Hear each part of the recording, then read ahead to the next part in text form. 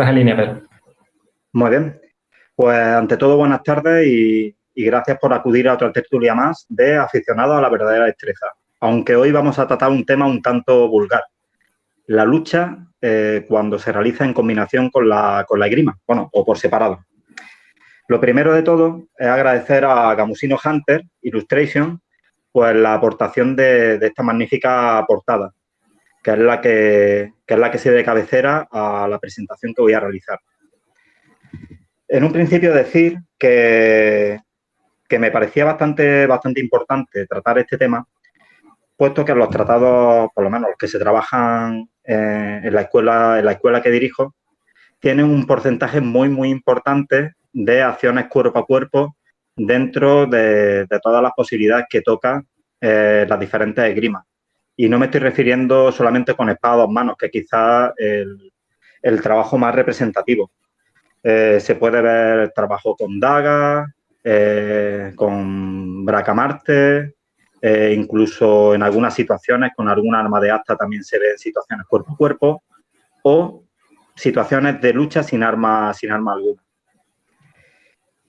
Entonces, si esta realidad estaba en los tratados, ¿por qué no se ve representada en nuestra práctica en el siglo XXI?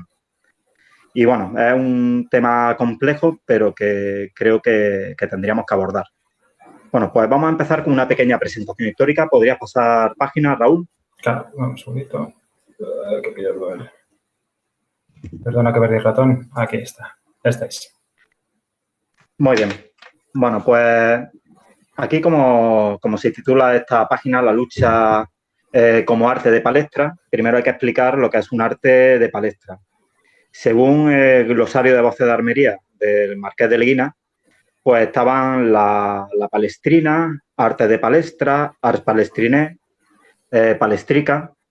Pues en un principio, en tiempos antiguos, la palestrina se denominaba a la lucha en sí. Más adelante, ya en el siglo XV, por lo menos en la península ibérica, artes de palestra también se denominaban por ejemplo, a lo que es la esgrima, sobre todo con espada y broquel, con espada armar y broquel. La palestra es el recinto donde se entrena y lo que presentaba principalmente, pues eso era lucha y artes relacionadas con la lucha, o sea, con armas y sin ellas. Esta misma base semántica también se podría aplicar para lo que es el Ringen. Ringen, pues, sería la lucha en alemán. Ringen viene de Ring, de anillo, que es el lugar donde se entrena. Por ejemplo, en tratados más tempranos, como Flor Dolatorum, se habla de abrazare. Así lo entendían los italianos. Pero también lo que es palestrina, los italianos lo entienden como lucha. Actualmente, incluso pues, podemos ver que las palestras en Italia son los gimnasios, o sea que es una palabra que no ha caído en desuso. Pues realmente la lucha no es algo exclusivo que se pueda combinar con el combate armado. De hecho, en cualquier parte de Europa, a nivel popular, pues vemos que hay, a nivel popular e histórico, pues hay una gran cantidad de tradiciones de lucha. Aquí en la península ibérica tenemos unas cuantas que están documentadas y que, de hecho, muchas de ellas a nivel regional se siguen practicando. Nos vamos por cualquier parte de Francia, de Italia, de Alemania, de Reino Unido.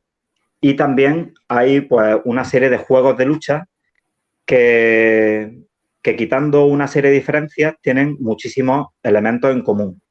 Por lo tanto, la lucha era algo que estaba muy arraigado, pero que ya lo que es en el ejercicio de las armas era algo fundamental. Era algo fundamental que está claro que tenías que aprender antes de saber empuñar un arma, tú por lo menos tenías que saber manejar tu cuerpo ante otra persona que estuviese desarmada. Entonces, eso mismo, esa realidad, pues se venía integrando en diferentes tratados históricos que más adelante veremos. Aquí, en esta lámina, pues podemos ver el libro de lucha a pie. Me niego a decirlo en alemán, puesto que no sea, alemán, no sabría cómo pronunciarlo, que es un libro exclusivo de lucha de finales del siglo XV. Me ha parecido interesante poner esta página porque es uno de los pocos ejemplares, que también lo había, de tratados de lucha per se, o sea, de lucha sin ningún tipo, o sea, en el que no se incluía más armas que el propio cuerpo. La mayor parte de los ejemplos con los que nosotros estamos acostumbrados a tratar, normalmente la lucha ocupaba un capítulo entre otros estilos de combate, entre el uso de otras armas. Lo que pasa es que venía integrado como un todo. ¿Podemos pasar a la siguiente página? Ya.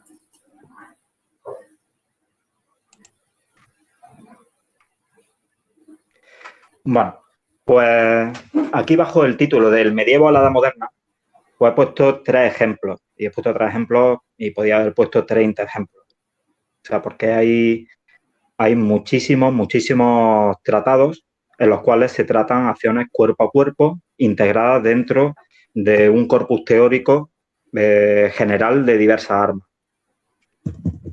Esto se entiende porque los tratados en un principio medievales, que son de los que primero tenemos constancia, realmente no eran tratados que quisiesen enseñar esgrima.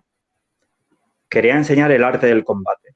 Y el arte del combate estaba reservado para una élite. Y esa élite, pues, evidentemente, podía usarla en ese arte del combate podía usarlo en un contexto civil o deportivo, pero también lo podía enseñar en un contexto militar. O sea, básicamente uno tenía que saber defenderse con lo que tuviese allá donde se le presentase las dificultades. Y por lo tanto, en el mismo tratado, pues se trabajaba indistintamente, pues técnicas a diferentes distancias, con contacto de acero, de causa libre, o llegado ya el cuerpo a cuerpo, pues utilizando pues puños, piernas, luxaciones, proyecciones, estrangulaciones o lo que hiciese falta. Bueno, la primera de las 3 láminas, como su nombre indica, de la flor de la batalla, de la edición Pisani-Dossi, ¿no? De principios del siglo XV, pues lo que estamos viendo es como el agente, pues, aferra la espada. No se ve muy bien si tendría guantes, si no tendría guantes. El caso que aferra la espada en 9 contrarios, mientras controla con la base de su hoja la mano del adversario y a la vez le propina un puntapié en la rodilla. Pues vamos, esto es una acción muy clara de lucha. En este caso, y aparte golpeando con piernas. He elegido esta, puesto que siempre asociamos las acciones de patada, las acciones de piernas, a las artes marciales orientales. Sin embargo, pues aquí también se daban patadas y lo que hiciese falta. Evidentemente, por nuestro contexto histórico, se trabajaba la pierna de una manera diferente que en Oriente. Pero quien sepa reconocer esta acción sabe que el pobre diablo que tuviese la pierna adelantada y hubiese recibido ahí una patada se quedaba, pues vamos, sin rodilla. Después tenemos una lámina, pues que básicamente pues lo que se está trabajando una luxación de hombro y de codo, y posiblemente el hombre que tiene la daga acabase con el brazo partido. Ya estamos pasando de 1409 a 1536.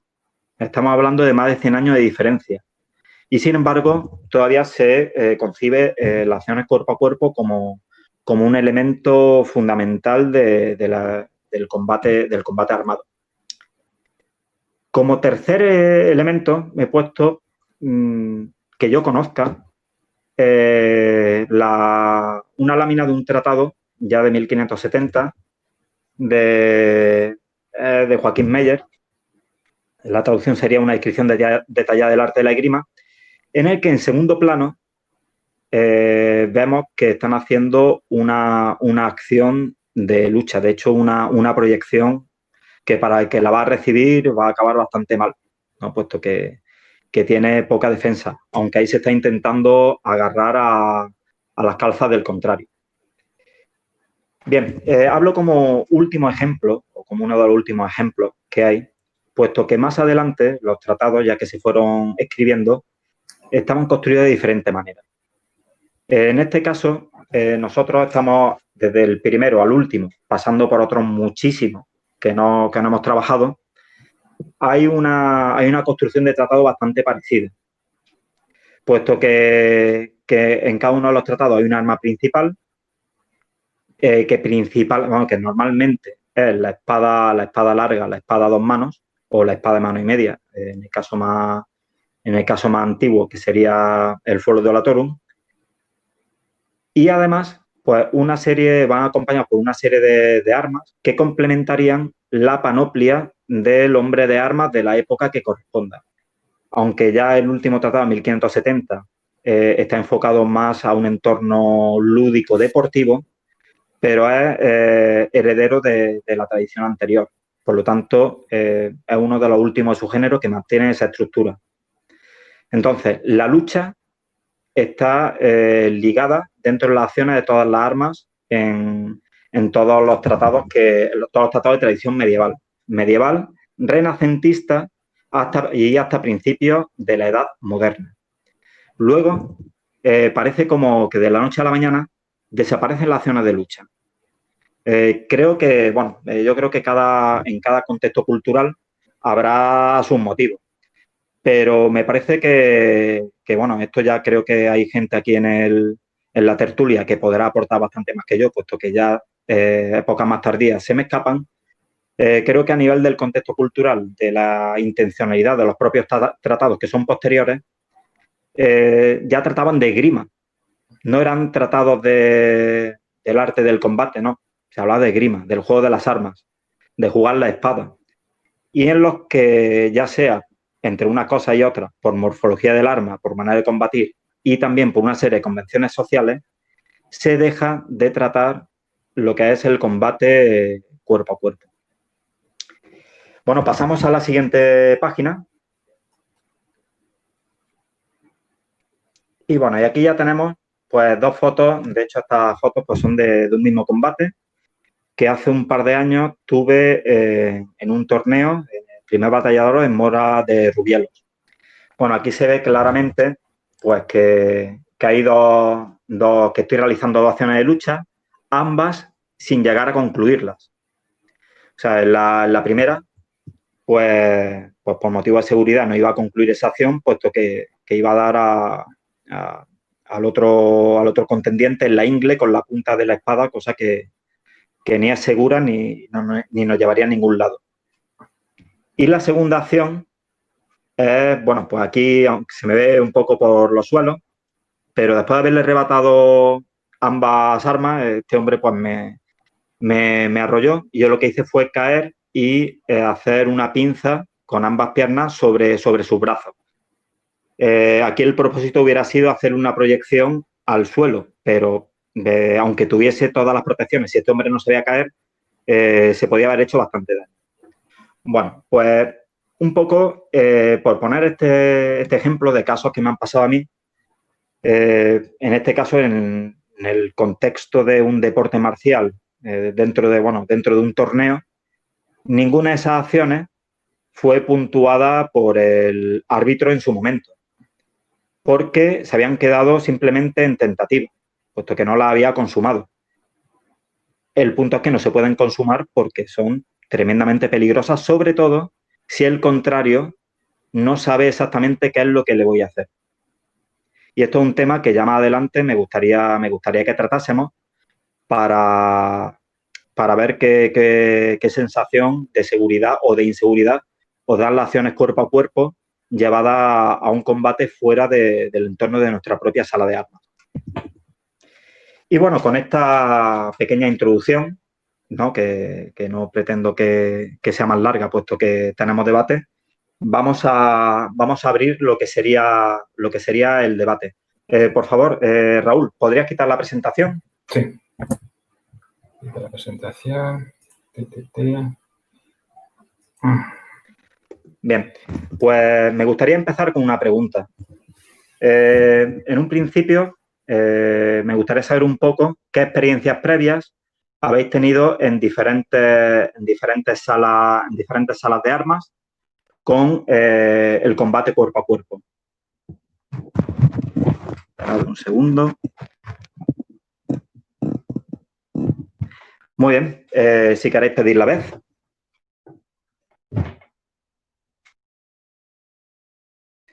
Bien, Raúl. Ok, ya que nos ponemos ahí. Bien, yo realmente las experiencias que he tenido cuerpo a cuerpo en otros sitios son muy pequeñas. Además, aunque yo hago algo de medieval, sobre todo espada y broquel y algo de mano y media, realmente nosotros nos paramos y marcamos las acciones físicas, normalmente acaban en marcarlas. Con la mano y media puedes llegar un poco más, en el sentido de que puedes llegar a algún desarme, sujetar un brazo un poco, tal, pero no solemos ir más para allá.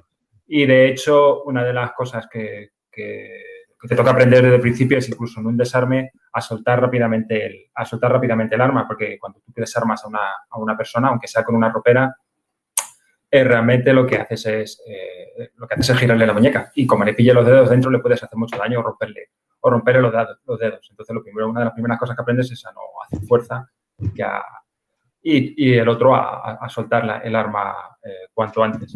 Cuando yo voy a algún sitio y veo que la cosa se sube un poco más, pues realmente intento retirarme generalmente porque tengo que tener mucha confianza con esa persona porque yo no sé caer, por ejemplo, hilando con algo que tú has dicho, con algo que tú has dicho antes. Pero bueno, supongo que de esto volveremos a hablar. Yo hasta ahora, como te digo, las experiencias que he tenido fuera han sido de cuerpo a cuerpo, han sido algo de hacer algún desarme y poca cosa más. Muy bien. Luis había pedido la palabra. Sí, a ver, a mí me pasa un poco como Raúl. No he tenido así contacto de estudio con el cuerpo a cuerpo, con las armas que manejamos, quizá un poco más con la espada larga, pero lo único que se ve así un poco más a menudo es cuando con ropera llegas a la conclusión, la gente que se resiste a soltar la espada, que al final, pues oye, si la conclusión no está bien hecha, tienen opción de golpearte en la cara o cosas peores.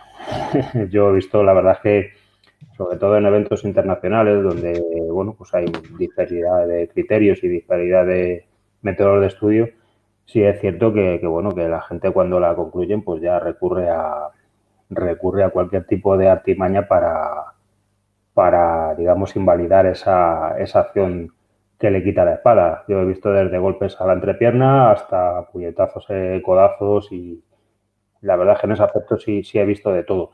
Como tal no es una, a mi modo de ver, puedo estar equivocado, no es una acción de estudio de lo que es el combate cuerpo a cuerpo.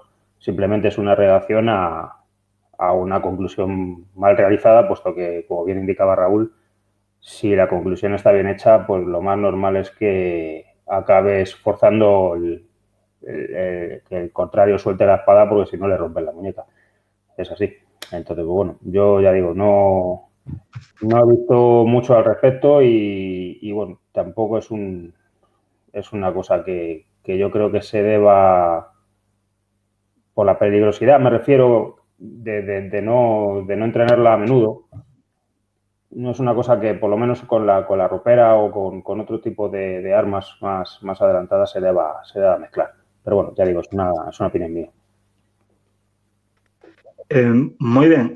Luis, antes de que te retires, voy a aprovechar que te tengo aquí para hacer una pregunta. En verdadera destreza, bueno, de hecho, según tengo entendido, todo lo que era las acciones así cuerpo a cuerpo, de aferrar la espada del contrario, de golpear, de hacer cualquier acción que no fuese con la espada, estaba mal visto. ¿Me podría explicar un poco por qué, en qué contexto, en qué se basaban los diferentes autores? Pues a ver, te hablo un poco de memoria, Pedro, lo tendría que mirar. Lo que sí es cierto es que, bueno, ya sabes tú que a partir de cierta época el estudio de la esgrima estaba básicamente destinado a la gente pudiente y a la gente noble.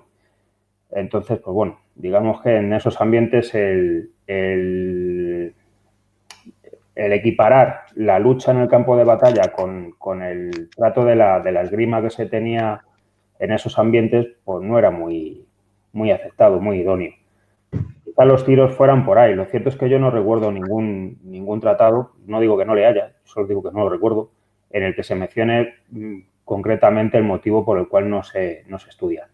Sí es cierto que en el siglo XIX, ya donde hay ya verdaderamente una cultura de sala de esgrima como tal, en el cual, pues bueno, todos los, vamos a llamarlos caballeros, se iban a esos clubes donde se practicaba la esgrima. Sí es cierto en que, bueno, pues ahí, por ejemplo, Vendrell sí reniega incluso hasta de la conclusión por humillar al contrario, ¿vale? Ya es digamos que es otro motivo, no tiene necesariamente que ver con el de los tiempos de Pacheco o por ahí, pero sí va un poco por ahí. O sea, se intenta no... Vendrell lo que dice es que no se quita el arma contraria porque es un acto indigno. Si ya de por sí consideras quitar el arma un acto indigno, pues imagínate hacerle una proyección o hacerle, ¿sabes? Entonces, bueno, yo creo que van un poco por ahí los tiros. Diferenciar un poco los ambientes, ambiente de batalla y ambiente de esgrima. Bien, Raúl ha pedido la palabra, pero antes de Raúl, que aquí no se me conserva en la pantalla quién ha pedido antes turno, ¿ha habido alguien antes que haya pedido palabra? Es para pasarlo a continuación. Bueno, parece que no ha habido nadie. Raúl, ¿puedes continuar? Vale, he pedido a la vez por seguir un poco con lo que estaba comentando, Luis, y enlazarlo un poco con lo que estabas diciendo sobre que al principio se trataba más de unos libros que intentaban hablar de la guerra, cómo ir a la guerra. Yo no sé exactamente, porque no he estudiado esa parte exactamente en cuánto dejaron de hacerlo así o de interpretarlo así, pero sí hay comparaciones también con la guerra, por ejemplo, en Rada y en otros estados que recuerdas. Rada es donde lo recuerdo más, con más evidencia. Y, sin embargo, ellos, cuando hablan de la guerra, no hablan de la guerra como un combate 1 a 1, ¿vale? En Rada, no recuerdo ahora mismo el cargo que tenía, pero era un pez muy gordo. Entonces, cuando él te hablaba y te comparaba la esgrima con algo que tuviera que ver con la guerra, te decía dónde tenías que poner los cañones, dónde tenía que tener tal, a qué distancia tenía que estar del fuerte. ¿Me explico? No trataba la guerra como algo personal en lo que yo me pego contigo, sino qué hago con mis tropas. ¿Me explico? Entonces, es posible que eso tenga algo que ver. En cuanto a no humillar y al desarme, realmente en destreza hay dos razones por las que no se... Bueno, la razón principal por la que se llega a los desarmes se considera, para que recibo puede ser una humillación, pero también es una oportunidad de que puedas rendirte sin hacerte daño, y se considera una acción de un riesgo mayor porque es más difícil de hacer, pero también se considera una forma de conseguir vencer al otro sin tener que matarlo o sin tener que hacerle un daño mayor. Lo del cuerpo a cuerpo no tendría a estar muy visto. Quizá porque eran hidalgo, quizá porque estaba feo, no sé, pegarle puñetazos a la gente. Te podían matar, pero pegarte puñetazos no te puedo decir mucho más. Bueno, pues yo voy a hacer un pequeño aporte y vamos a pasar a la siguiente pregunta. En un pequeño debate que participé hace poco en Comunidad Iberoamericana Esgrima Antigua, pues preguntaban un poco qué pasaba con el pugilato, o sea, con el tema porque se habla de lucha, o sea, la mayor parte de las acciones, los tratados, pues se ve que hay acciones bastante sofisticadas en cuanto a luxaciones, proyecciones, estrangulaciones, incluso alguna acción de pierna, pero se ve muy, muy poco el golpear con el puño, cuando es realmente la acción más instintiva y más básica. Realmente yo no tengo una constancia escrita, o sea, en los tratados que citasen directamente por qué no usaban el puño. Pero una de las cosas que teorizo es exactamente, no enseñaban el puño, al igual que en los tratados más tempranos no enseñaban los pasos. O sea, porque yo creo que se supone que puñetazos, mejor o peor dados, todo el mundo sabría hacer. Entonces, dedicar parte de un tratado que muestra un conocimiento específico, de hecho, reservado a unos pocos, enseñar a dar puñetazos, que eso lo sabe hacer hasta el último campesino, pues no se iban a molestar en hacerlo. Solamente cosas que no eran intuitivas y que realmente necesitaban una instrucción para ser desarrolladas. ¿Qué implica? Que en un combate no diesen puñetazos. Yo creo que los daban y de todas las maneras posibles y con diferentes resultados. Pero de ahí a representarlo en un tratado, pues yo creo que hay un camino bastante largo. Bueno, pues voy con la siguiente pregunta. Y es que, bueno, porque hemos estado hablando de la inclusión de acciones cuerpo a cuerpo en diferentes... No, perdón, no había puesto la cámara. Bueno, de acciones cuerpo a cuerpo en diferentes contextos, diferentes armas, diferentes disciplinas. Pero, según vuestra opinión, ¿qué armas, qué disciplinas son las más susceptibles de, de que sean, por así decirlo, de que haya acciones de cuerpo a cuerpo efectivas insertas en las mismas? Me explico. Combate cuerpo a cuerpo, sabemos que con espada a dos manos, pues puede llegar a ser muy eficaz, puesto que también se trabajaba con lo que llaman los alemanes el Arnisfechten, o sea, la esgrima con arnés. Pero sería igual de efectivo con espada de armar y broquel o con espada ropera, o no sé. Me gustaría saber un poco vuestra opinión.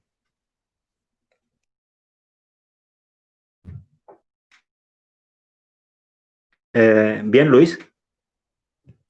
Bueno, pues yo voy a dar mi opinión y es que básicamente depende del contexto. O sea, cualquier tipo de arma utilizada en un contexto bélico puede ser susceptible de ser utilizada junto con cualquier conocimiento que tengas sobre cuerpo a cuerpo. Desde la espada y broquel hasta el sable. O sea, depende del contexto que estés. Estás en una batalla y por supuesto que sí, puede ser susceptible. Otra cosa que estés en un concepto esgrimístico. Pero susceptibles yo creo que son todas, a mi modo de ver. Siempre que te puedan ocasionar un beneficio para salvar la vida, ¿por qué no?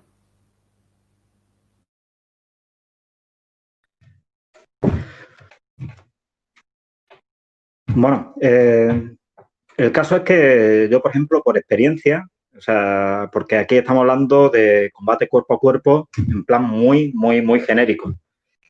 Pero en el momento que, no sé, en el momento que tienes armas dobles, o sea, porque para muchas acciones necesitas tener una mano libre.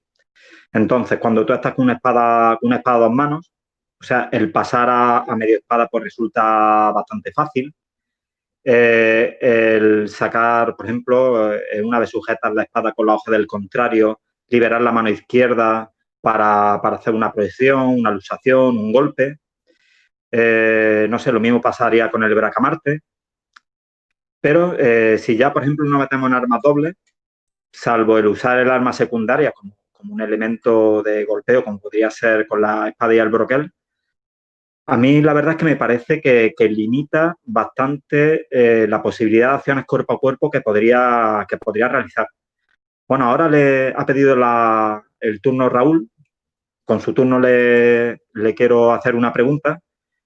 Con espada y broquel, en los diferentes tratados que haya leído y demás, ¿hasta qué punto se contempla el hacer acciones cuerpo a cuerpo con el propio broquel, aparte de golpear?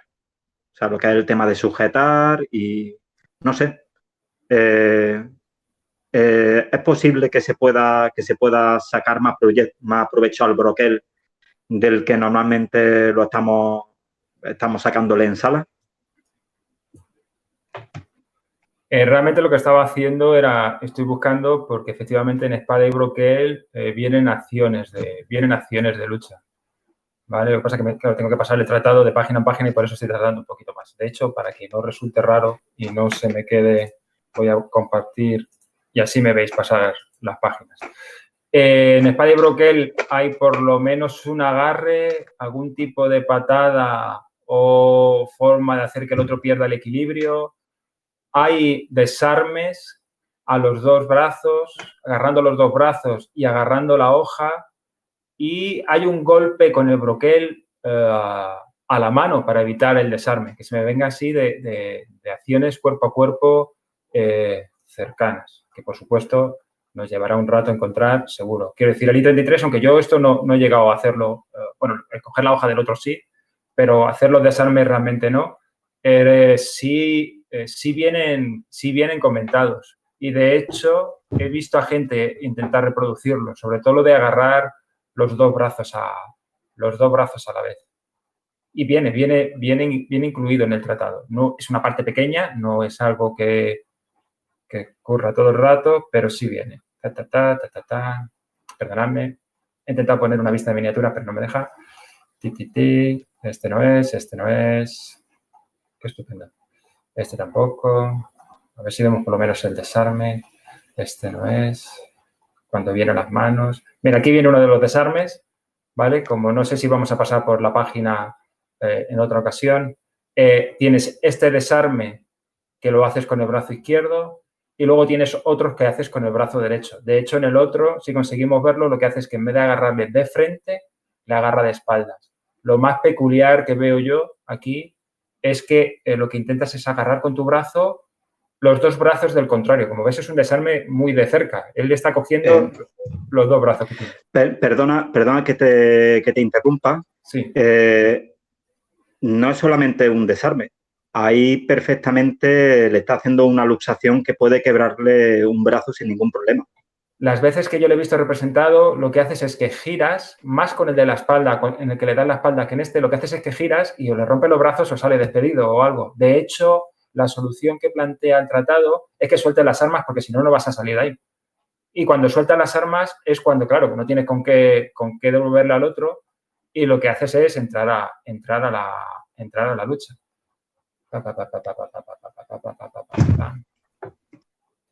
Lo siento, pero no era algo que tuviese preparado, es algo que ha surgido sobre...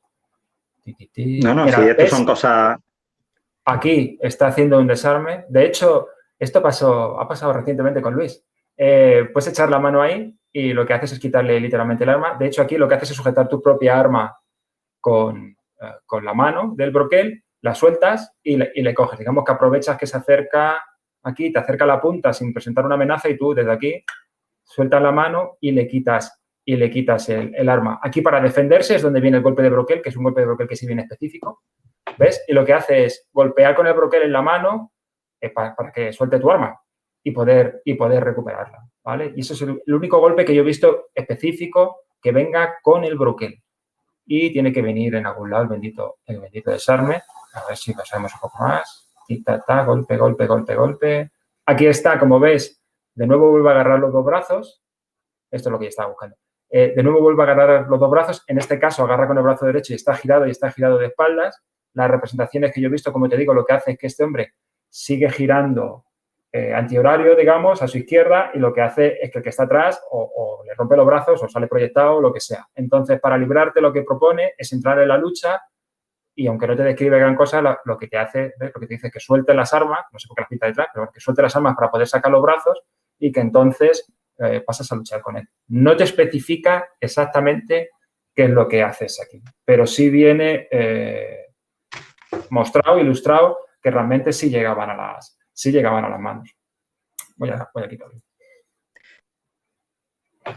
Muy bien, pues ¿quieres apuntar algo más? Bueno, pasamos a Luis, que ha pedido palabra. Sí, lo que quería decir es que la acción que hicimos el sábado por la mañana, que la acabo de ver en el tratado, va un poco en relación con lo que te dije de lo que a mí me parecía el I-33. Yo esa acción, tal como está la mano puesta en la espada, no la veo. O sea, ahí la espada corta. Si me dices que la coja del tercio fuerte, me callo, pero en el tercio débil la espada corta. Esa y todas. Entonces, agarrarlo de ahí solo se me ocurre en un contexto en el que las espadas no corten. Por eso te comentaba yo el tema ese. No viene al caso de esta charla, pero bueno, ahí lo dejo. A mí lo de agarrar la espada nunca me ha parecido muy buena idea, sinceramente. Agarrar el brazo, agarrar la muñeca, hacer proyecciones, todo eso perfectamente, pero lo de agarrar la espada no lo veo yo. No lo veo. Bueno, pues hacer una postilla a esto último. Evidentemente las espadas cortan. Lo que hay que también mirar, y esto no solamente vale para el tema de la lucha, sino que vale para toda la práctica de la esgrima, es el contexto. Cuando nosotros estamos no recreando, porque no estamos haciendo un ejercicio realmente ni de recreación experimental ni de recreación histórica, pero sí tenemos que imaginar exactamente qué llevaba puesto la persona, que combatía con el estilo que intentamos emular o por lo menos estudiar, ¿no? Porque la efectividad de lo que son las heridas de cuchilla no es lo mismo en manga de camisa que llevando un jubón o que llevando un gambesón. Después, si hablo de memoria, por ejemplo, en un estudio que hay acerca de los duelos que Fiore Furlano tuvo, que al parecer fue un hombre bastante pendenciero, en los duelos, pues lo que se decía que las protecciones que llevaba era un gambesón y unos guantes recios de cuero. Esas eran las únicas protecciones. Y a mí me parece algo bastante significativo. Si tú llevas unos guantes recios de cuero, por supuesto que el coger una espada está dentro de tus atribuciones. Y también hay otro punto. Evidentemente son acciones que tú no puedes estar recurriendo constantemente a ellas en un contexto real.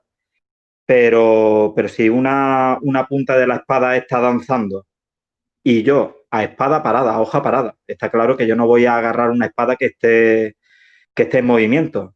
Pero si yo realizo un reparo con mi propia hoja, consigo detener la hoja del contrario, a riesgo de cortarme la mano, si yo puedo acabar con una persona que realmente está amenazando mi vida, yo no soy muy partidario de los sacrificios por conseguir algo, pero me parece que es bastante razonable que el agarrar una espada, de hecho, si se agarra bien y el corte es muy pequeño o incluso nulo, se pueda llegar a realizar.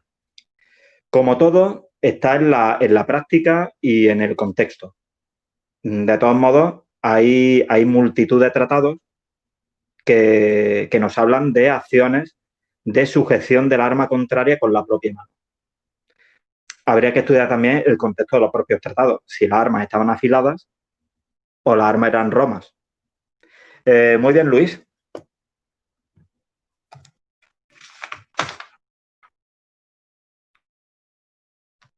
Luis.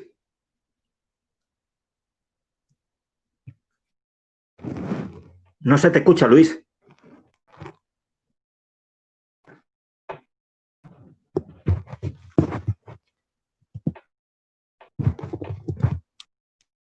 Por favor, perdonad, ¿me escucháis bien todos? Sí. Sí se te oye, vale. Pedro. A Luis no. Vale, pues bueno, pues mientras Luis recupera el sonido, ¿alguien más quiere, por si se me ha pasado alguna de las veces que hayáis pedido, ¿alguien más quiere hacer algún apunte? Yo, si nadie se apunta, voy a seguir con lo de Luis, porque he encontrado el otro dibujo, he conseguido ponerlo en marcha, si te parece bien. Muy bien. Vamos a intentarlo un segundo y ya pasamos a la siguiente pregunta que tengas o lo que sea, ¿vale? Perfecto. Cuando estaba comentando Luis, la conversación que tuve con él era que él pensaba que lo que se veía en el I-33 era como un juego, ¿de acuerdo? Que era algo un poco como lo que hacemos ahora, como ir a jugar a pádel o como un deporte o como alguna cosa, ¿vale? Y fue la conversación que estuvimos teniendo y por eso podía llegar a entender que las espadas que están aquí representadas son espadas negras. El desarme que yo conseguí hacer realmente se parece más, que lo estáis viendo en la pantalla, a esto que estamos viendo aquí, que antes no lo hemos visto. Esto lo llama la posición de violinista y lo que haces es como rodear con el broquel alrededor y cogerle el arma, ¿vale? Yo no sé, en el broquel no viene, perdóname, en el tratado no viene en ningún momento si esto es arte realmente para matarse, para la guerra, para jugar los domingos o para qué es, no viene en ningún tipo de sitio, pero los desarmes sí vienen, los agarres de la hoja vienen, las explicaciones que yo he visto en este caso para coger el arma, incluso si estuviese afilada, que no lo sabemos si no lo pone, es utilizar la mano en forma de pinza, ¿vale? O es lo que yo hago, es coges la hoja en forma de pinza y giras la hoja. No se trata de cogerla y tirar, sino coger la hoja en forma de pinza y girar la hoja y el otro la pierde de la mano. Y si no la pierde, te da tiempo suficiente para darle con el otro, para darle con la otra mano. Al fin y al cabo, supongo que esto sí podrá hilarnos con lo que estamos haciendo, que realmente la gracia de poder hacer o no hacer esto, aparte de que siempre resulte un riesgo, voy a quitarlo, aparte de que siempre resulte un riesgo es saber lo que estás haciendo. que es un poco, pienso, lo que vamos a debatir aquí entre nosotros, porque el que yo te haga ahora ya no solo agarrar una espada, porque afortunadamente nuestras espadas son negras y no nos vamos a hacer daño. Si yo te hago un desarme y te luso la muñeca, o si te hago una proyección, como tú comentabas antes, ahí vamos a tener que saber muy bien lo que estábamos haciendo y seguramente la seguridad se base más en eso que en el hecho de que, no sé, que te puedas hacer un daño o no, o la posibilidad de daño que pueda haber si lo haces mal. Vale, muy bien, Luis, ¿nos escuchas ahora? Sí, perdonar a todos, pero cuando iba a contestar se me ha puesto todo el ordenador en blanco y no ha habido manera. Me he tenido que salir y volver a entrar. Vale, ¿escuchaste la postilla que hice después de que tú hablases? Bueno, un poco. En realidad lo que yo iba a añadir era una cosa que dijiste tú antes sobre cómo iba Fiore. Me ha recordado algo referente a unos tíos que sí utilizaban esas triquiñuelas que estábamos hablando de sujetar la espada o desplazarla y tal, que son los de la destreza vulgar. Hay bastantes referencias a ese respecto de que, por ejemplo, había mucha gente que para hacer brazales se envolvía el brazo en estacas de madera, llevaban cota de malla en el brazo o incluso en la mano, debajo del guante. A ver, triquiñuelas había mogollón. ¿Por qué? Pues porque las espadas cortaban, evidentemente. Y un golpe con una espada contundente, como puede ser una punta y corte, pues hombre, aunque no te corte, el hueso te le rompe. Entonces, todos esos peligros se sabían, se conocían y, lógicamente, si le podías poner remedio, se lo ponías, puesto que lo ibas a utilizar muy a menudo. Está claro que el que estuviera acostumbrado a hacer brazales o manotadas o cualquier tipo de acción de ese tipo, pues estaba claro que una de sus principales opciones era protegerse el brazo que iba a utilizar. Y luego lo que comentaba Raúl, yo esa acción la he visto, esa acción que dices, pero me suena más que se agarraba con el mango del broquel. Corrígeme si me equivoco. Yo esa acción la he visto, es una acción que evidentemente requiere una destreza con las armas, a mi modo de ver, impresionante, pero yo creo que la coge la hoja con el mango del broquel. Creo recordar haberlo visto así. Corrígeme si me equivoco, por favor. Realmente lo que haces efectivamente es una pinza y tienes en la mano, tienes el broquel. Entonces tú haces la pinza o con los dedos, con el pulgar y no te queda otra, tienes que sujetarlo con algo. Entonces tú haces la pinza con el pulgar y con el mango de broquel o con tus dedos y aprietas ahí. ¿Vale? Intentando que el filo se quede fuera, claro. No te tocaría al sujetar el filo.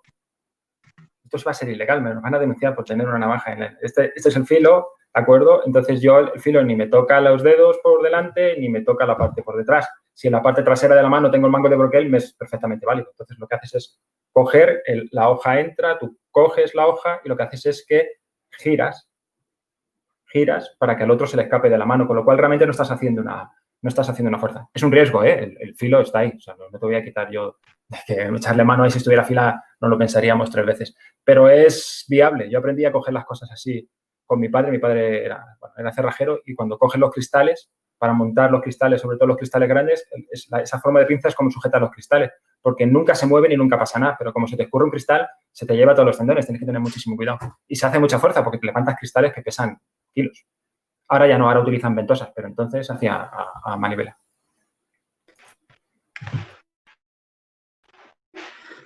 Bueno, pues realmente lo que estás comentando de los cristales, vamos, yo he sido carpintero metálico 15 años antes de meterme en estos fregados y lo que estás diciendo, los tajos con cristales que no tienen, de hecho no es que no tengan que envidiar a una espada, los tajos con cristales son mucho más peligrosos que los que de una cuchilla afilada, pues lo he visto con cristaleros, accidentes y demás.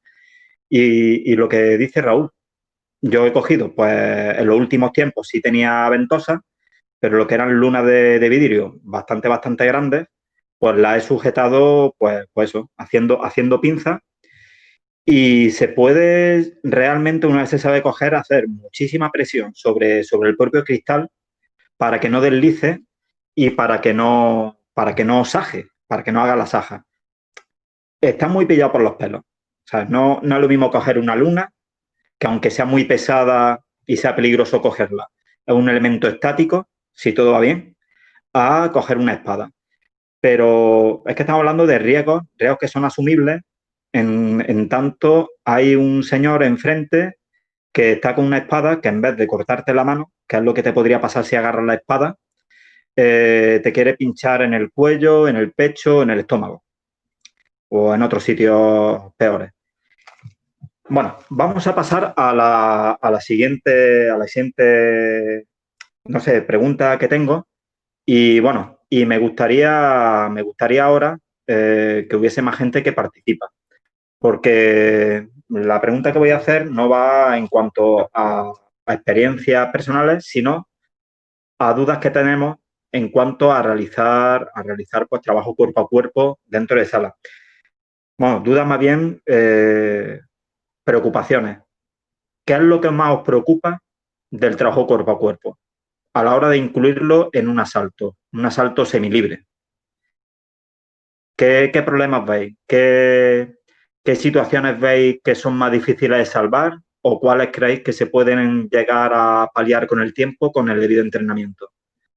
¿Creéis que se puede llegar a trabajar en algún momento en un entorno deportivo, marcial, o sea, como puede ser un torneo? ¿O creéis que la práctica debería quedarse como una práctica de sala de armas, así bastante más controlada? Bueno, ir pidiendo a la vez.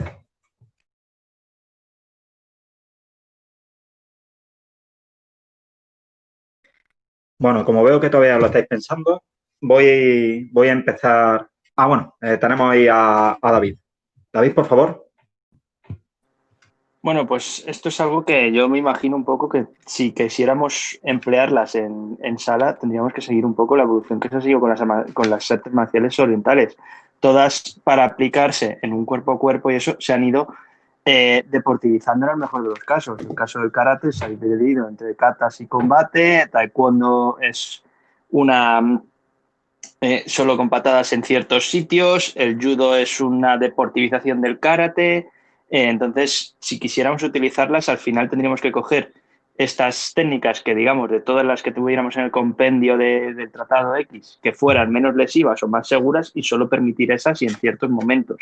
Entonces, al final, si quisiéramos usarlo, tendríamos que, hablando rápido, crear otra nueva a partir de hoy con técnicas seguras o hechas de tal modo que no tuvieran nada que ver histórica porque el contexto no es el mismo. Entonces yo no quiero arrancarlo en un hombro o con una luxación o algo así porque se haya movido, entonces pues evitamos esta luxación y lo hacemos de esta otra manera. Yo pienso que debería ser un poco así e imitar un poco lo que se ha ido haciendo con las orientales.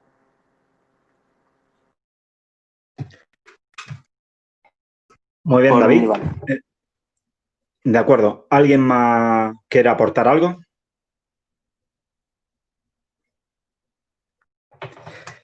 Bueno, pues voy a continuar yo. Al hilo de lo que dice David, yo creo que para poder llevar a cabo esta inclusión de según qué técnica en un asalto libre, lo que hace falta, primero de todo, aparte para saber cuáles son las más seguras y las menos seguras, primero practicarlas. Yo el trasfondo que tengo de artes marciales, pues de hecho ya llevo unos cuantos años trabajando con artes marciales históricas europeas, pero yo vengo de las artes marciales orientales.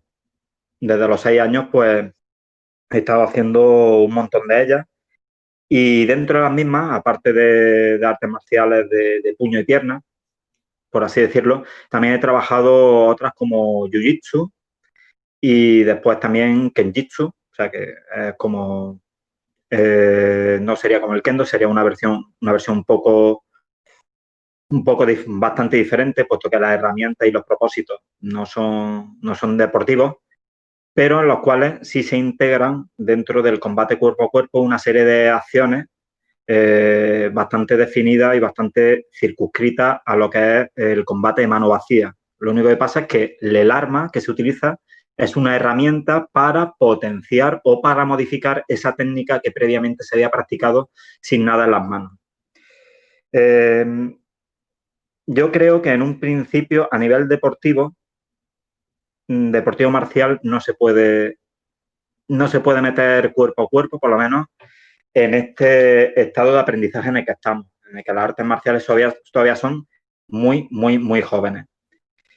Entre otras cosas, porque haría falta un estudio bastante importante de lo que es el combate cuerpo a cuerpo por gente que sepa.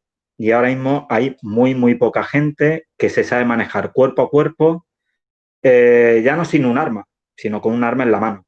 Entonces, uno no puede enseñar aquello que no sabe. Mi experiencia es que hay una serie de problemas muy importantes. Las protecciones que están diseñadas para protegernos en lo que es con el combate con acero y demás, acero, nylon, lo que trabajemos en cada sala, por un lado, no nos protegen de lo que son las acciones cuerpo a cuerpo. O sea, una codera con el antebrazo protegido y tal, nos protege de un golpe, pero no nos protege de una luxación de codo. Una careta de grima nos puede proteger hasta cierto punto porque realmente las caretas de grima que tenemos son adaptaciones de caretas de grima deportiva, con algunas adiciones que las hacen un poco más resistentes a los golpes. Pero evidentemente un puñetazo a la cara pues lo que hace es estamparte el facial de la careta, dejándote alguna que otra herida. Quien no ha visto muchas veces esas narices un poco raspadas por la rejilla o incluso alguna nariz partida. O sea, y ya no solamente porque se haya llevado un puñetazo, sino porque a lo mejor la careta sea de facial bastante plano. No sé si eran las PBT, bueno, había una marca que tenía un facial especialmente plano y una estocada a la cara pues no la desviaba y estampaba la careta contra la nariz. Ya no solamente está el tema de que las protecciones habituales no te protejan contra una serie de acciones cuerpo a cuerpo, sino que esos guantes tan aparatosos que usamos imposibilitan el poder realizarlas también. Yo con unos guantes Red Dragon, yo no puedo hacer una luxación a nadie. De hecho, es que no puedo abrir la mano lo suficiente para envolver la mano del contrario. O sea, realmente toda protección que sea aparatosa dificulta o imposibilita el poder hacer una serie de acciones cuerpo a cuerpo. Eso está por un lado, o sea, el tema del equipo. Es bastante complicado para la realización de un combate cuerpo a cuerpo. Otro problema que veo y es el tema de la escucha, o sea, y la recepción de técnicas. Porque, bueno, aunque ya se haya tratado de manera tangencial que uno tiene que saber qué hacer cuando le hacen una técnica, o sea, que cuando a mí me están retorciendo el brazo, desisto de la acción y suelto la espada. ¿Qué pasa? Que ese tipo de acciones no son para nada intuitivas. De hecho, una de las cosas que cuando estás tratando con artes marciales orientales, ya sea jiu-jitsu, ya sea aikido, ya sea cualquier arte marcial en el cual pues estás tratando con proyecciones e ilustraciones, de lo primero que estás trabajando años es el no resistirte a la luxación o a la proyección. Porque si te resistes a la proyección, caes mal. Y si caes mal, pues te puedes, pues yo qué sé, caer sobre la cabeza, caer mal haciéndote daño en las cervicales, poner un brazo mal y que se te parta, intentar poner la palma de la mano en el suelo y te fastidia la muñeca. Y de las luxaciones, nuestro instinto, cuando alguien nos quiere retorcer el brazo, lo que intentamos es poner el brazo en su sitio. Pero muchas veces intentamos poner el brazo en su sitio de una mala posición. Así que simplemente lo que estamos haciendo es ayudar a la luxación del contrario, que es precisamente lo que queremos evitar. Entonces, ese tipo de cosas que realmente se trabajan durante muchísimos años en artes marciales de mano vacía, el incluirlo dentro del conjunto de técnicas de un arte marcial que ya de por sí es compleja, o sea, porque aprender a movernos con una espada es complicado. Si ahora le queremos meter una serie de herramientas complejas, tanto de emisión como de recepción, o sea, tanto de saber hacer la técnica como de saber recibirla. Y de hecho, en muchos casos, utilizando palancas adicionales, como es pues, un arma que puede utilizar media espada y tal, entonces que en una luxación con muchísimo menos esfuerzo puedes partir un brazo o reventar una muñeca o un codo, pero sin darte cuenta, pues básicamente lo que estamos haciendo es, tendríamos que desarrollar un arte marcial dentro del propio arte marcial, que sería la distancia cuerpo a cuerpo. Todo este tipo de cosas las comento porque es que he pensado mucho en ellas y a mí la verdad es que me fastidia el que, por ejemplo, si hablamos ya de tratados más tempranos, que un 25, un 30% de todo lo que trabajamos, o sea, de todo lo que está escrito, no lo trabajemos. O sea, que digamos, es que no lo vamos a trabajar porque es muy complejo y es muy peligroso. Pues la verdad es que me da bastante rabia. Pero que yo, por lo menos en un contexto deportivo, lo veo muy complicado. También porque te puedes topar con gente que, aunque sea muy bien intencionada, si no tiene un trabajo muy serio, se puede hacer daño a ella misma o te lo puede hacer a ti, incluso con la mejor de las intenciones. Bueno, aparte de esta reflexión que he hecho, ¿os gustaría hacer algún apunte más? Bien, Raúl. Ok, te he estado escuchando, la verdad es que me parece muy interesante, porque considero que ciertamente yo soy el forofo de los tratados, así que a mí si en un tratado pone que tal o que cual, pues me gustaría poder intentarlo. Pero creo que coincidimos en algunos puntos de lo que estás explicando. Yo no he hecho ese seguimiento y no tengo tu experiencia en otras artes marciales, pero sí veo una analogía o una zona en la que coincidimos mucho, y es que realmente lo que hace la seguridad es el conocimiento de los dos que están participando. Es decir, lo que hace que las acciones que se hagan sean o no seguras depende de que las dos personas que están ahí entiendan y comprendan lo que están haciendo y sepan cuándo apretar, cuándo dejarse caer, cuándo soltar o qué es lo que realmente va a hacer que la acción sea segura. De hecho, aquí estamos hablando de la seguridad cuerpo a cuerpo, que a mí me da mucho miedo, porque yo no, como yo te digo, no tengo ni idea, entonces yo ni sé caer, ni sé qué hacer con una luxación, ni nada por el estilo, pero sin embargo luego me da menos miedo enfrentarme a un tipo que tiene una espada que pesa 1,5 kilos y me puede meter un viaje con ella. Quiero decir que, depende de cómo expliquen las cosas, no tiene mucho sentido. Pienso que es eso, simplemente es una cuestión de aprendizaje. Lo que sí considero que es complicado es cómo introduces esto. Necesitarías a alguien, que sería como en tu caso, o otra gente que también haya por ahí, en la que sepa cómo ir introduciendo esto poco a poco y que esas acciones sean seguras. Y ya que estoy aquí, pues te voy a preguntar, ¿cómo vas haciendo que estas acciones sean seguras? ¿Cómo orientas tú a alguien que haga alguna de las artes marciales que has hecho a que aprenda a caerse o a que aprenda a soltar un brazo? ¿O cómo lo orientas? ¿Creas? No sé cómo hacer la pregunta. ¿Os dedicáis a hacer volteretas un día tras otro hasta que aprendes a dar la voltereta y entonces te hacen hacer la voltereta por encima de otra persona, o que sea más larga, o que te agarren un brazo y cuando te agarren un brazo creas una reacción? No sé, ¿cómo se interpreta esto en otras artes marciales para aprender a caer o a no hacer fuerza cuando te hacen una luxación?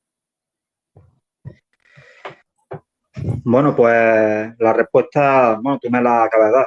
Entrenar. El punto es que creo que el futuro de la inclusión de este tipo de acciones en el combate, pues pasa por entrenar mucho más de lo que estamos entrenando. De base, en muchos sitios se entrenan 2 días por semana, 1 hora y media. Eso realmente, dentro de la vida tal y como la concebimos a día de hoy, pues es una cosa normal, porque la gente tiene el tiempo libre que tiene y las capacidades físicas, pues bueno, en muchos casos pues no son las mejores. A lo mejor a un señor de 40 y tantos años, como somos ya muchos, le dices, venga, ahora te pones a rodar y te hace así con la cabeza. Es decir, yo ya no estoy para estas cosas. Pero, sin embargo, queremos hacer las cosas que hacía esta gente que sí rodaba, sí sabía rodar, sí sabía caer, sí sabía luxar. ¿Pero por qué? Porque lo aprendía desde muy pequeño. De hecho, El caso es que la lucha formaba parte del deporte, de la práctica lúdica, desde los niños hasta los mayores, y era una cosa pues que después no costaba mucho trabajo incluirla dentro de lo que era el ejercicio de las armas. O sea, básicamente, luchaba cualquiera. O sea, porque no podían evitar que la gente luchase. Tú puedes evitar que alguien tenga una espada. Tú puedes poner unas limitaciones, ya sea por tener permiso de armas, ya sea que por clase social pueda vestirla en público o no, pero luchar, la gente siempre ha luchado. Lo que diferenciaba a una persona armada, a una persona que tenía estatus social para poder combatir de una persona que no, era eso, el poder manejar un arma más allá de lo que pudiese hacer desarmado. A lo que voy, realmente tendríamos que entrenar días específicos, lucha, sin ningún arma, aprender a caer, aprenderlo con una luxación, aprender a recibir esa luxación. Y cuando uno ya se entere de cómo manejar su propio cuerpo, cuando uno ya se entere de lo que le está haciendo al contrario, porque realmente es muy, muy subjetivo y hace falta mucho tacto. Tú puedes hacer la forma de una luxación, pero de ahí a que sea efectiva, hay una serie de sutilezas que no se aprenden en un año ni en dos. ¿No? Porque tú puedes tener a alguien con el brazo retorcido, pero a lo mejor no estás tocando las fibras que tienes que tocar y la persona se puede escapar sin ningún problema. O tú retuerces el brazo sin tino y le dejas con el brazo colgando. ¿Por qué? Porque tú has hecho lo tuyo sin escuchar cuál era la reacción del contrario. Pues todo eso se tiene que entrenar aparte. Se tiene que entrenar aparte y aparte sin los condicionantes que he comentado antes, que son las protecciones. Las protecciones lo que nos hacen es que perdamos todo el tacto y que no podamos coger ese brazo o esa pierna o lo que queramos agarrar en el caso de la lucha o golpear en el caso del pugilato. Pues tenemos que aprender a hacer todo eso sin protecciones. Y luego, hilando un poco lo que decía David, yo creo que lo que habría que adaptar más es a las menos peligrosas, o sea, porque hay ciertas que directamente se prohíben, pero es más, es que se prohíben en estilos tradicionales japoneses. Por ejemplo, hay en el jiu-jitsu lo que son los sutemis. Un sutemi es una proyección, pero en el que tú lanzas, o sea, que tú te tiras al suelo y lanza a alguien por encima de ti y caiga donde caiga, ¿no? Pues ese tipo de acciones, nosotros cuando hacíamos combate semilibre, no las podíamos hacer. Y eso solamente lo hacían los maestros. Entonces, ese tipo de acciones es muy fácil quitarlas del medio porque ni se saben hacer ni se saben recibir hasta que que se tiran muchos años. Pero luego, ya simplemente por equipo, por los guantes, por las protecciones normales que llevamos, es que no va a poder realizar la mitad de las cosas que salen en los tratados. Pero ya no, por lo he dicho, ya no es que no queramos hacerlas, sino que es que materialmente, con los dedos así de gordos o con una manopla de esta de cangrejo, no puedes hacer la mayor parte de ese tipo de historias. Nosotros en nuestra sala, pues, y más ahora que hemos comprado un tatami, hemos comprado pues casi 100 metros de tatami, sí vamos a dedicar varios días específicos para las personas que quieran en trabajar combate cuerpo a cuerpo. Y entre esas personas, o sea, los que trabajan combate cuerpo a cuerpo, en los asaltos de estudio con armas, sí les permitiremos hacer ciertas acciones. A los que no hayan trabajado, esas acciones pues se las vamos a tener vedadas. ¿Por qué? Porque ni saben hacerlas ni saben recibirlas. El caso es que va a quedar, me parece a mí, salvo que haya más gente que se quiera sumar al carro, va a quedar como un ejercicio de sala interna. Porque después, aunque haya otra sala que quiera trabajar, necesitaríamos mucho contacto para, por así decirlo, sincronizar nuestras interpretaciones de cómo se han de hacer las técnicas, las caídas y las recepciones de dichas técnicas.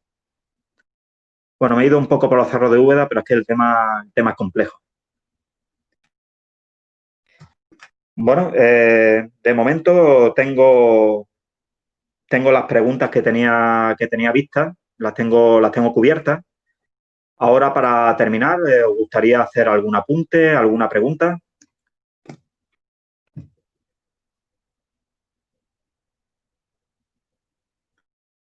Venga, nadie se anima. Muy bien. Bueno, pues ya que... Luis, ¿quieres apuntar algo?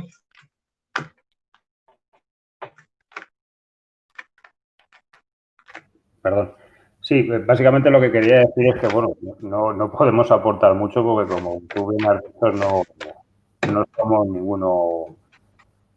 ningún experto en la materia y muchos de ellos, entre los cuales me incluyo, ya incluso ni novatos. Mis conocimientos de artes marciales se limitan a 1 año y medio en Wing Chun y poco más.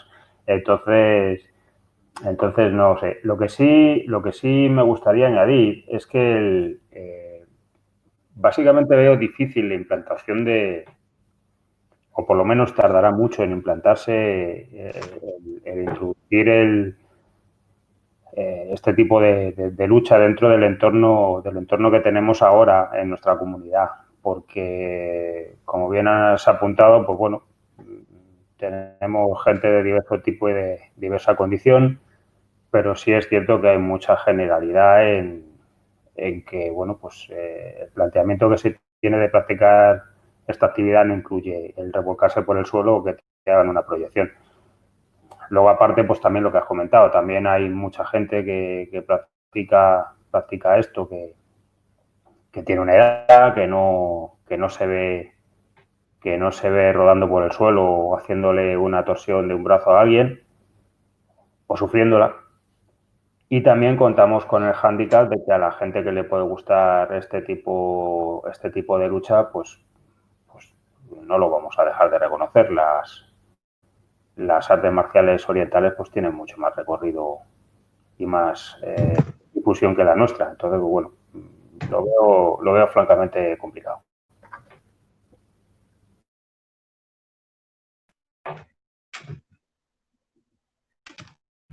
Pues, bueno, yo creo que es un trabajo de años. O sea, aquí lo que nos espera, pues eso es mucho trabajo. Tenemos, eso sí, a nivel tratadístico, tenemos muchísimo material. De hecho, los tratados de Pedro del Monte, lo único que realmente se puede aprovechar para crear escuelas son sus aportaciones a la lucha, porque sí son bastante completas y que vienen muy bien hiladas con el resto de la tratadística, sobre todo italiana. Bueno, porque ya sabemos, sin entrar en el origen de Pedro del Monte, en la nacionalidad de Pedro del Monte, una vez uno lee su obra de lucha, aunque claramente todos los nombres están en castellano y dice que las acciones las dice en su lengua vernácula, por lo tanto esa lucha se daba aquí en la península, pero también nosotros podemos ver los tratados de Fiore Furlano o por ejemplo, las técnicas de lucha que vienen insertas en las diferentes disciplinas de Achille Marozzo. Pues sí hay corpus teórico para poder hacer un montón de cosas. A partir de ahí, yo creo que se va a centrar primero en un trabajo de sala y cuando haya suficientes salas que lleven suficiente tiempo y que hayan estado compartiendo conocimiento entre sí, dentro de, vamos a poner años, dentro de 10, de 12, no sé, de 10 para arriba veo yo, será cuando empecemos a ver un trabajo mínimamente estructurado de lucha junto con otras disciplinas armadas. Y bueno, ahora sí, ya la última oportunidad. ¿Alguien quiere hacer una última aportación antes de que cerremos el debate? Pues nada, muchísimas gracias por compartir este ratito con nosotros y os esperamos a la próxima. Venga, hasta luego. Un placer a todos. Gracias a ti, Pedro. Muchas gracias. Gracias. Hasta luego. Muchísimas gracias. Gracias. Gracias. Hasta luego.